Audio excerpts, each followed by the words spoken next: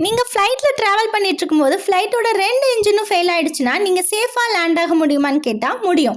அதுக்கு 3 வழி இருக்குது. ஃபஸ்ட்டு, ஃப்ளைட்டோட கண்ட்ரோல் சிஸ்டமை ஆப்ரேட் பண்ண தேவையான எலக்ட்ரிசிட்டி சப்ளை ரொம்ப முக்கியம். இந்த எலக்ட்ரிசிட்டி சப்ளை கரெக்டாக கிடைச்சா ஃப்ளைட்டை சேஃபாக லேண்ட் பண்ண முடியும். ஃபஸ்ட்டு வழி, இன்ஜின்லேருந்து உருவாகக்கூடிய ஜென்ரேட்டர் மூலமாக எலக்ட்ரிசிட்டி சப்ளை கிடைக்கும்.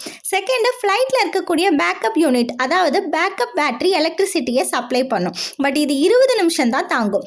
20 நிமிஷத்துக்கு மேலே கண்ட்ரோல் வேணும்னா ரேட்னு ஒரு ஆப்ஷன் இருக்குது. Rate means RAM air turbine. நான் மேலே சொன்ன 2 வழியிலேருந்து வர எலக்ட்ரிசிட்டி சப்ளை ஃபுல்லாக கட் ஆகிடுச்சுன்னா அப்போ இந்த ரேட் ஆட்டோமேட்டிக்காக கீழே இறங்கும்.